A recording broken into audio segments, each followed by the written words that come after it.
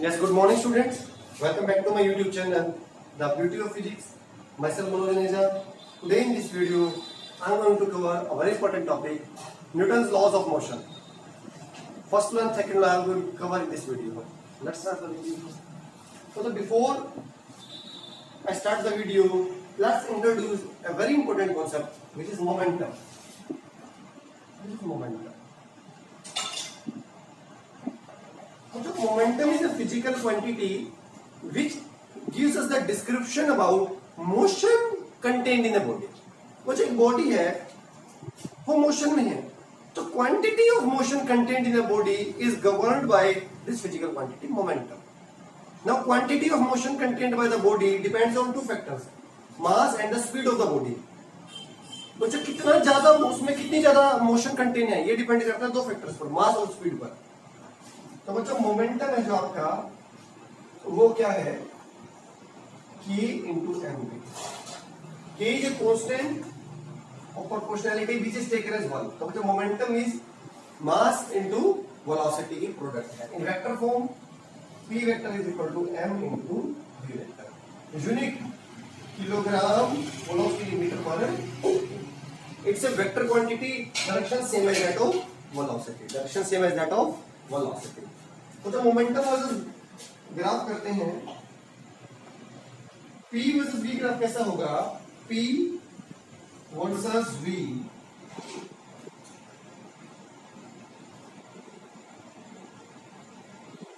keeping mass fixed. When mass is fixed, P is proportional to the velocity, directly proportional. This will be straight line passing through the origin. Keeping mass constant. Keeping mass constant. Similarly, बच्चों, if I plot P versus M, since momentum versus mass, keeping velocity constant, then it will be also be a straight line passing through the origin. Straight line passing through the origin. Let's move to the Newton's law.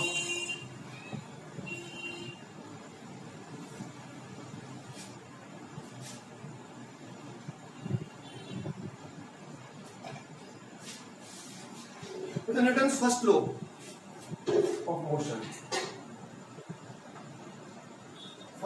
Newton's first law क्या कहता है बच्चों? अगर एक body रुकी हुई है तो रुकी रहेगी, और अगर एक बॉडी चल रही है तो चलती रहेगी जब तक उस पर कोई नेट एक्सटर्नल फोर्स ना लग जाए. According to this law, if a body is at rest it remains at rest, and if it is moving it continues to move with the same speed until or unless a net external force is applied on the body. Net external force is applied on the body. तो बच्चों एक body जो rest पर है, मैं ये कह सकता हूं उसकी स्पीड जीरो है. उसकी स्पीड जीरो है. ये अपने आप स्पीड गेन नहीं कर सकती, और कोई बॉडी जो मूव कर रही है वो अपने आप अपनी स्पीड को डिक्रीज नहीं कर सकती, इंक्रीज नहीं कर. तो बच्चों नेट एक्सटर्नल फोर्स करता है, वो स्पीड को बढ़ा भी सकता है, वो स्पीड को घटा भी सकता है, वो डायरेक्शन भी चेंज कर सकता है. It means it produces change in the velocity which is nothing but acceleration. So the external force always produces the acceleration in the body. तो जो फर्स्ट लॉ तो डिफाइन करता है फोर्स को, कि फोर्स की रिक्वायरमेंट है. फोर्स की रिक्वायरमेंट है किसके लिए? किसके लिए रिक्वायरमेंट है फोर्स की? एक्सेलरेशन प्रोड्यूस करने के लिए. अब कितना, अगर एक बॉडी में एक्सेलरेशन प्रोड्यूस हो गया है, इट मींस उस पर नेट फोर्स लग रहा है, तो कितना फोर्स लग रहा है उसकी कैलकुलेशन के लिए सेकंड लॉ आता है.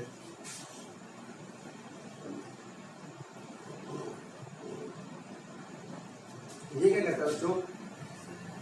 जो नेट एक्सटर्नल फोर्स अप्लाई होगा ना एक बॉडी पे, वो डायरेक्टली प्रोपोर्शनल होगा rate of change of momentum of the body. External force is directly proportional to rate of change of momentum of body. So F is directly proportional to, बच्चों मतलब change of momentum की rate किससे describe होगी? Derivative. Proportionality का क्या है बच्चों? एक कांस्टेंट, और इस कांस्टेंट की वैल्यू लेते हैं हम 1. F is equal to dv by dt. This is exactly Newton's second law. This is exactly Newton's second law. But हम न्यूमेरिकल्स में अप्लाई करेंगे, इसकी आगे इलेबोरेटेड फॉर्म है एक जो हम अप्लाई करेंगे, बट वहां पर एक अजम्पशन रहेगा। क्या रहेगा अभी डिस्कस करते हैं।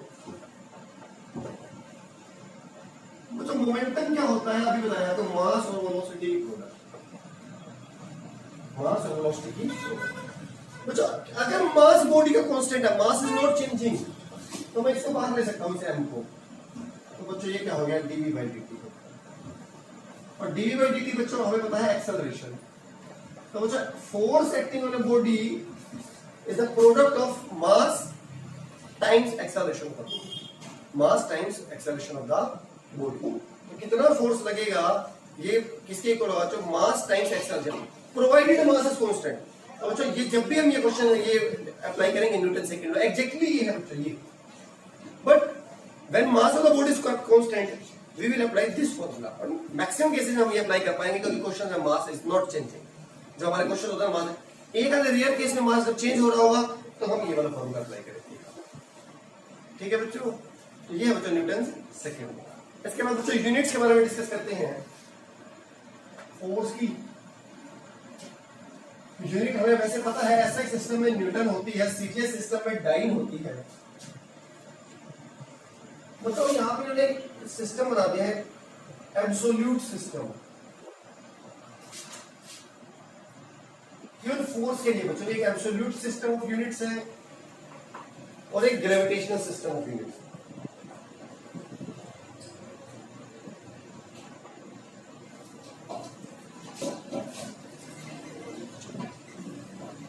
Gravitational system of units.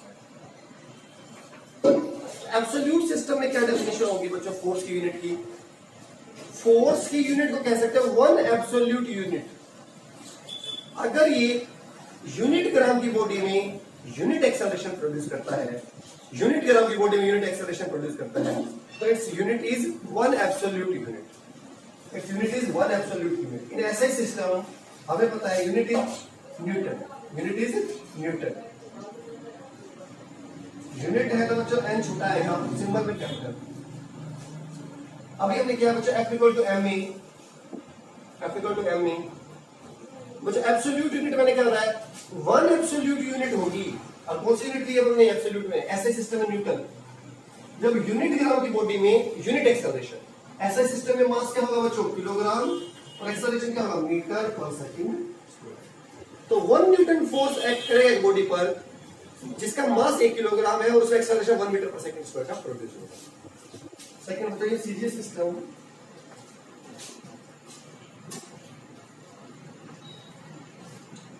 Unit is dyne, unit is dyne. तो बच्चों 1 डाइन का फोर्स एक्ट करेगा, 1 डाइन जब 1 ग्राम मास, एक बॉडी का इसका मास 1 ग्राम है तो उसमें एक्सेलरेशन प्रोड्यूस हो जाए 1 सेंटीमीटर पर सेकंड स्क्वायर। एक्सेलरेशन प्रोड्यूस हो 1 सेंटीमीटर पर second square. Then force acting will be 1 dyne, force acting will be 1 dyne. तो एसआई सिस्टम और सीजीएस सिस्टम में न्यूटन और डाइन हो गई, ये दोनों है एब्सोल्यूट यूनिट का पार्ट, ये दोनों एब्सोल्यूट यूनिट्स है। अब बच्चों करते हैं ग्रेविटेशनल यूनिट्स। आज ये फोर्स की 2 यूनिट्स और बताने वाला हूं आपको, जो कई बार क्वेश्चन में नहीं होती हैं। इन्हें प्रैक्टिकल यूनिट्स भी बोलते हैं फोर्स के, practical units. One gravitational system of units में क्या बच्चों, फोर्स की यूनिट को आप, यूनिट फोर्स एक्ट करेगा एक बॉडी में जिसका मास यूनिट ग्राम है, अगर उसमें एक्सेलरेशन आ जाए equal to acceleration due to gravity, acceleration आ जाए एक्सेलरेशन ड्यू टू ग्रेविटी। क्या बताया बच्चों, one gravitational unit force act करेगा एक बॉडी में जिसका मास यूनिट होगा, यूनिटी मास होगा, और उसमें एक्सेलरेशन आ जाए equal to acceleration due to gravity. तो एसआई सिस्टम फोर्स यूनिट होता है किलोग्राम फोर्स।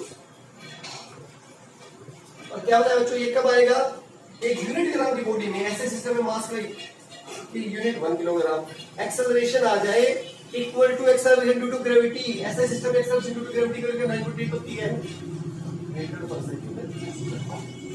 तो बच्चों 1 किलोग्राम फोर्स एक्ट करेगा एक बॉडी पर जिसका मास 1 किलोग्राम है और उसमें एक्सेलरेशन आ जाए 9.8 मीटर पर सेकंड स्क्वायर।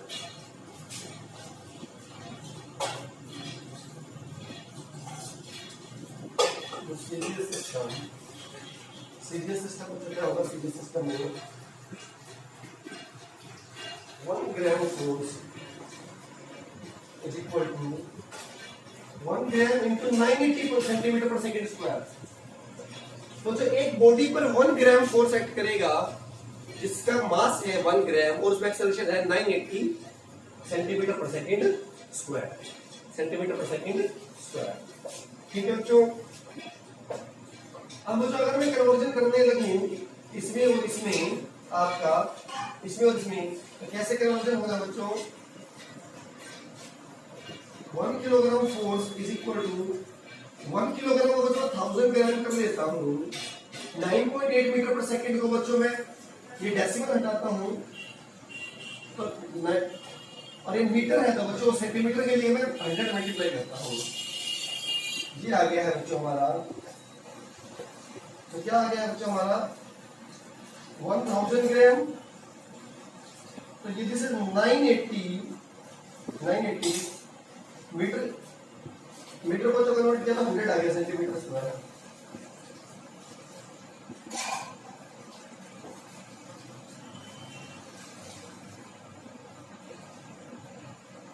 ग्राम फोर्स क्या किया बच्चों मैंने?